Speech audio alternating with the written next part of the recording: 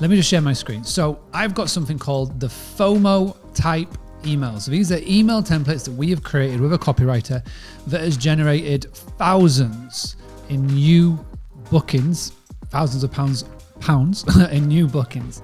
And this is called the FOMO email. So all that you are going to do is you're going to come into this Google Doc that I'm going to give you access to. You are going to come in and you're going to hit make a copy. And then once you've made a copy, you will then be able to edit this. So again, read through what we've got at the start, which explains what fear of missing out means, and then start here. So what you're going to do is you're going to pick one of the subjects. You're going to delete as applicable, depending on personalization, country you're in, etc.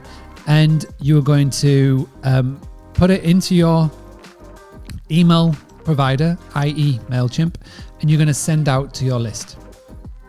Then the second one, you're going to schedule. So you're going to do the same thing and you're going to schedule it to go 3 days after.